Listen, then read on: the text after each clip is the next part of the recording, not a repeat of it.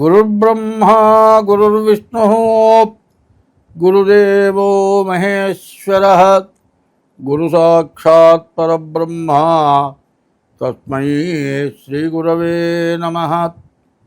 అగజానన పద్మార్కం గజానన మహర్నిశం అనేకదం త్వం భక్తానాం ఏకదం తముపాస్మహే.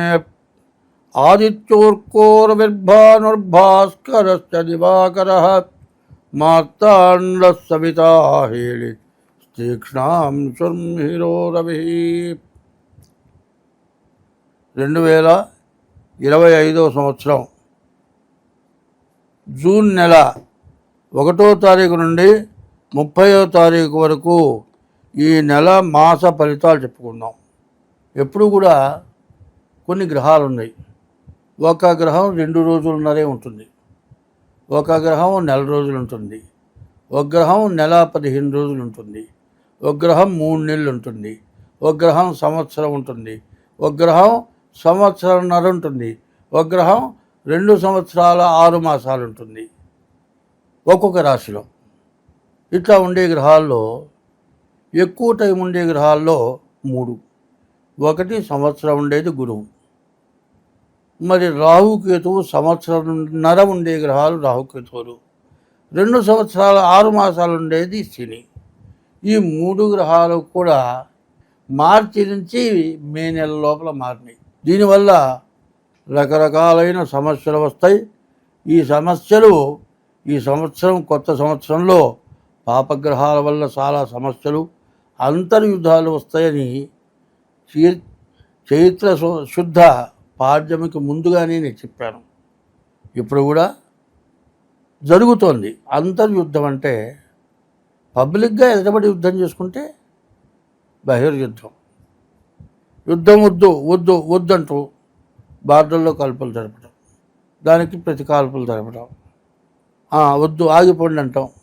విదేశాలు ఆగిపోయిన తర్వాత మళ్ళీ తిరుగుబాటు చేయటం, ఇవన్నీ కూడా ఏదైనా ఉంటే ముఖాముఖి కొట్టుకోవటం వేరు. వెనక నుంచి దొంగ దెబ్బ అంటారు. ఎదురుండి కొట్టుకుంటే అది వేరే, చాటు నుంచి కొడితే ప్రాణం తీసే దెబ్బ కొట్టచ్చు. ఇటువంటి సమస్యలు ప్రపంచానికి, కుటుంబాలకి, మంచికి చెడుకి కూడా వస్తుంది. 2025 సంవత్సరం జూన్ నెల 10వ రాశి మకర రాశి. ఈ మకర రాశికి ద్వితీయంలో ఉన్నటువంటి శని మారిపోయి తృతీయంలోకి వచ్చాడు. శని వల్ల బాగానే ఉంది, కానీ రాహు మళ్ళీ వెనక్కి కుంభంలోకి వచ్చాడు. ఈ కుంభంలోకి వచ్చిన తర్వాత మళ్ళీ కష్టమే. రాహుకేతు వల్ల బాగా నష్టం కనబడుతుంది ఈ మకర రాశికి. తర్వాత శని శుక్రులు ఒకళ్ళే బాగున్నారు, మిగతా గ్రహాలు పూర్తిగా బాగాలేవు. కాబట్టి ఈ రాశి వాళ్ళు తగినటువంటి జాగ్రత్తలు అనుసరించాలి. ఇటువంటి టైంలో ఏం చేయాలి అంటే, నిజంగా పస్తు పడుకున్న వాడికి అన్నం పెడితే ఒక 100 మందికి అన్నదానం చేసిన ఫలితం వస్తుంది. అదే కాదండి, ఇవాళ 5 రూపాయల భోజనం పెడుతున్నారండి. భోజనం పెట్టడం తప్పంటల్లా, తినేవాళ్ళని కూడా తప్పంటల్లా. తినడానికి వెళ్ళే వాళ్ళకు కూడా కొంచెం జ్ఞానం కావాలి. కూలి పని చేసుకునేవాడు రోజు ఒక 1000 రూపాయలు వస్తుంది కాబట్టి దాంతో రోజు పని చేయలేడు. 4 రోజులు పని చేస్తే రోజు రెస్ట్ తీసుకోవాల్సిందే. ఒళ్ళు కదిలిపోతుంది. బరువులు ఎత్తేవాళ్ళు, బండ్లు లాగేవాళ్ళు, ఇట్లా ఆటోలు తోలేవాళ్ళు, వాళ్ళు 5 రూపాయలు భోజనం చేస్తే తప్పు అని నేను అన్నాను. కానీ ఉద్యోగాలు చేస్తూ 50,000 70,000 జీతాలు తీసుకుంటూ హోటల్ భోజనం కంటే 5 రూపాయల భోజనం చాలా బాగుంది అని చెబుతున్నారు. 5 రూపాయల భోజనం బాగుండి ఉండొచ్చు, కానీ ఎవడు తింటే వాడు తింటే, ఎవడు తినాలో వాడు తింటే బాగుంటుంది. వాడికి అడ్డం తగిలి బాగా సంపాదించుకునే వాడు తింటే పెట్టేవాళ్ళకి ఫలితం రాదు. కానీ వాళ్ళ ఫలితమే కాదంటలేదు, కానీ దానివల్ల ఆ తిన్నవాళ్ళు చాలా నష్టపడతారు. కాబట్టి ఇట్లాంటి శని రాహువు మరి కేతువు ఈ గ్రహాలు బాగున్న వాళ్ళు ఎవరైతే ఉన్నారో వాళ్ళు తప్పనిసరిగా ఎవరికైతే ఆకలి అన్నం తినే పరిస్థితుల్లో తినటానికి లేకుండా ఉంటారో వాళ్ళకి అన్నం పెట్టండి. కొన్ని హాస్పిటల్స్ ఉన్నాయి, వాళ్ళు అక్కడ ఉంటారు, కనీసం కాఫీ కావాలన్నా టీ కావాలన్నా అన్నం కావాలన్నా విపరీతమైన రేట్లు ఉంటాయి. దానికి ఆ తినే అన్నం కూడా బాగుండదు. అట్లాంటి చోట ఎవరికైనా అన్నం పెట్టండి. ఈ కష్టాల నుంచి బయటపడతారు.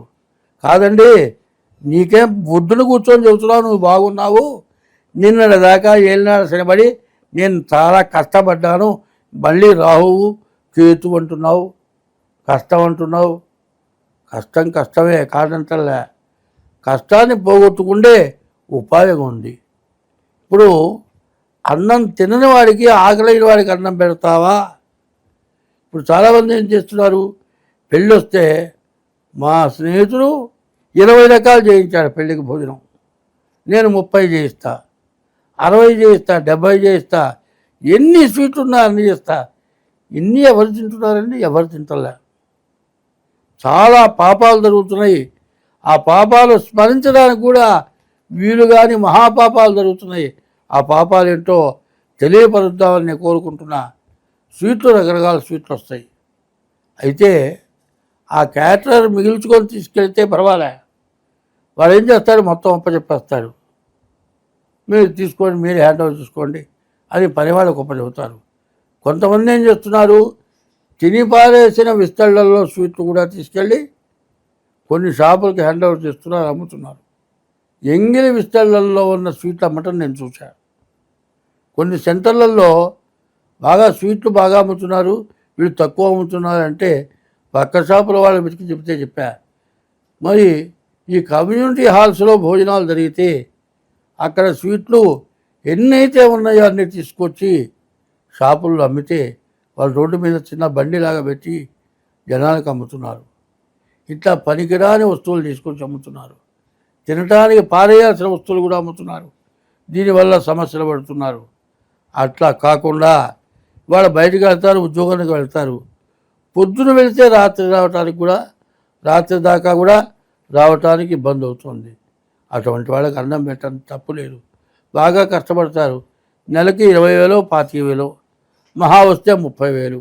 ఇంతద్దా తినటానికి పిల్లల చదువులకి చాలదు. ఫస్ట్ పడుకొని ఆ 30,000 ఉద్యోగం చేస్తున్నారు. అటువంటి వాళ్ళకి అన్నం పెట్టండి, మీ సమస్త దోషాలు పోతాయి. అన్నదానాన్ని మించిన దానం ఇంకొకటి లేదు. కడుపు నిండా అన్నం పెట్టి ఒక్క స్వీట్ ఇస్తాను తినమంటే కూడా తింటాడు, కానీ అది పూర్తి ఇష్టంతో తిండు. అదే నీకు బాగా తెలిసిన వాళ్ళని పిలిస్తే ఎన్ని స్వీట్లు అయినా వెయ్యి, అట్ట వేలుతో అట్ట నాలిక రాచుకొని షోక్గా అక్కడ బారేసి వెళ్తాడు. అంటే కడుపు నిండా తింటే ఏమనుకుంటారు అని వాడు వచ్చి కూడా అక్కడ సరిగ్గా ఇంటి దగ్గర అన్నం తినొచ్చు, గొప్పగా ఇక్కడ వేలు ఎంగిలి చేసిపోతాడు. నీవు ఎవరికి పెట్టాలో, ఎవరికి అన్నం దానం చేయాలో వాళ్ళకి చేయండి.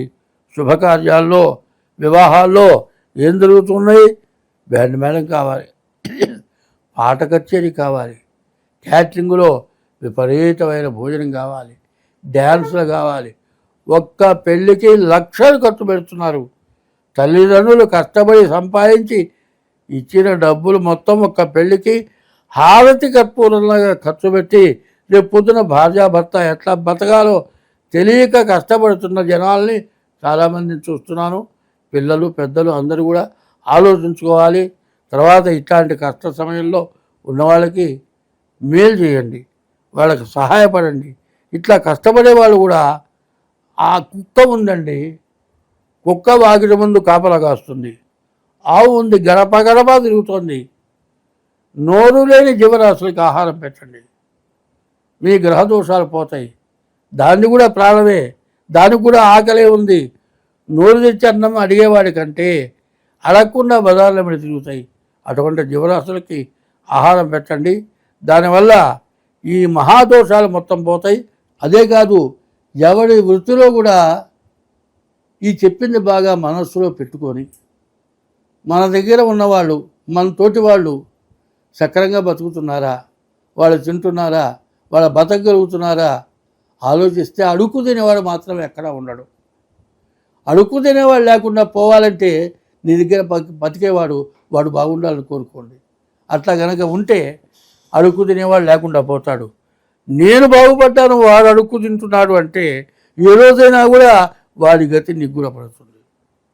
అందరం బాగుండాలంటే వాడు చేయగ దాపకుండా బతికేట్టుగా నువ్వు చూస్తే అడుక్కు తినేవాడంటూ ఉన్నాడు. స్వస్తి.